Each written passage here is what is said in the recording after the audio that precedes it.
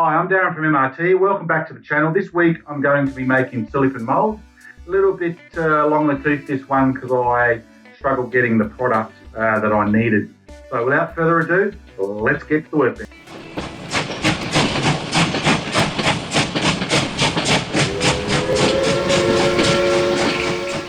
So can you pick which are the fake rocks and the real ones? Is it A?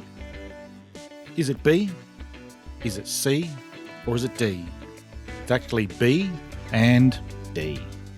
So the first item we need is some sort of medium to make the dam. So what I mean by that is I'm using Duplo, which I can sort of stack up and retain when we do the pour of the silicone mould. So here we are. I've made what I'm calling the dam up. So it's just a matter of linking the Duplo together as you would as any other Lego type structure as a kid.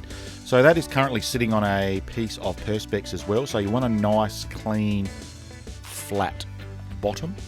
So obviously that represents what is going to be the top of the mould.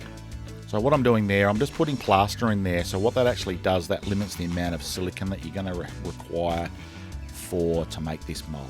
So this will all become apparent how this all works when I start putting the rocks into the mould and then pouring the silicone and breaking open. So there's the rocks in situ in the mould there. So they're just basic rocks I just picked up from the garden. I looked at the type of texture. So what you need to look at is obviously what is showing there is what the mould is actually going to replicate. So the reason for the plaster again is so I'm not using as much silicone. It will become apparent when I take the mould to pieces how that actually works. So this is the silicone that I'm using here. So I couldn't get my normal silicone that I use. So I use a two-part silicone process. So this one you can see I just got off eBay. This is a food grade one, however you don't need a food grade, you just need something that can probably withstand resin, which this one can. So as you can see the photo here off eBay, the seller has got quite intricate detail on that mould, those roses and the shells and all that she's made there. So it is a good quality two-part silicone. So what I'm using here, I'm using some rice. So what has rice got to do with mould making? I'm about to show you. So what I do is I use the rice as a medium to work out how much of the silicone I'm actually going to use. So I use the rice technique off a gaming YouTube channel of Geek Gaming that I often watch. So what it actually does, it sort of replicates quite reasonably how much you're going to have to use of the silicone. Probably just adds a little bit more. So you can see I'm just spreading the rice over there, just to give some sort of feel how much of that silicone I'm going to need, because it is quite an expensive commodity and you don't want to waste it. So once you've gone through this process, it's a matter of working out per how many cups. So I know that it was 1.5 cups, so that means 3/4 of a cup of part A and 3/4 of a cup of part B for the silicone to make the mould. So the next process is we need to now measure out parts A and part B. So I'm only going to show you how I do part A because it's exactly the same for part B. So you can see the black texture line there on that plastic disposable cup. It's just a matter of bringing it up to the level, maybe just a little bit above on each, just so we know we've got enough. Try to do it from a height because we don't want to introduce air bubbles into this mixture at this point in time. Now it's time to mix part A and part B together. So you just add them together in some sort of disposable container. Now, can't use a blender or anything like that because that just whips it up too much and that will introduce air bubbles, which will cause issues if you're making a mould that has quite a bit of detail in it. Doesn't matter so much on a rock, so it's just a matter of the instructions on this particular silicone say 3 minutes, but I did it for about 5 minutes. So you just got to make sure it's almost like a folding action, like you're folding a cake or something similar. So you know when you're done is because it goes a very, very cloudy, opaque type consistency.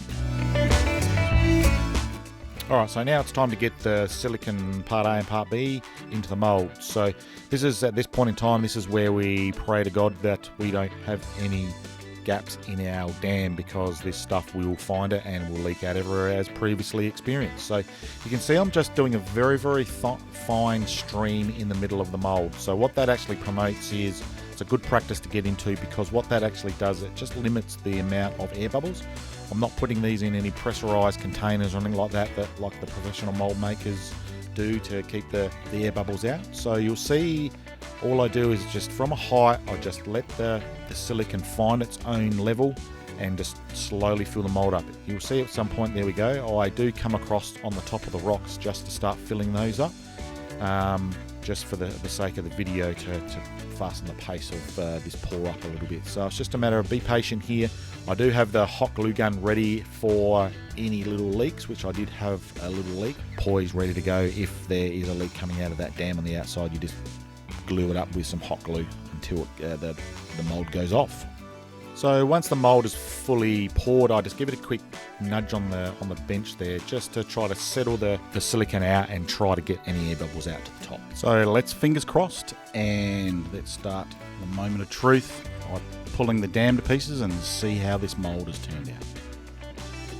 So as you can see, it is quite difficult to pull the mold to pieces purely because the resin will go in between the cracks of the Lego, but it is a good dam I've found. I've tried various other options, and I just seem to think this is the best way forward. So it's just a matter of going around the mold. You can't damage it at this point. It's actually quite firm.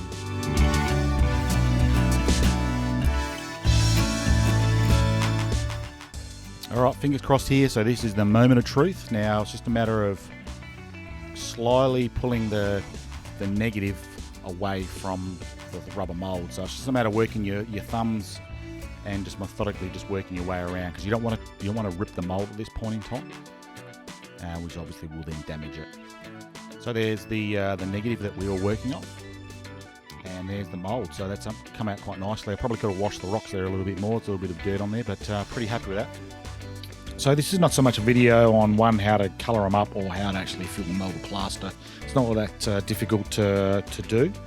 So as you can see, you can come up with a reasonable detailed rock there, which is the one in the middle.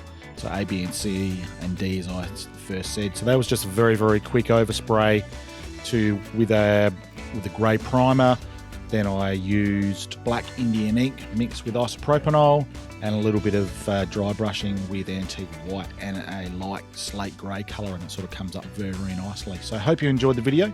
Thanks for watching, and I'll see you next time. Make sure you subscribe, click that little bell icon to be notified of upcoming videos. Support us on Patreon, like us on Facebook and Instagram at Model Railroad Technique.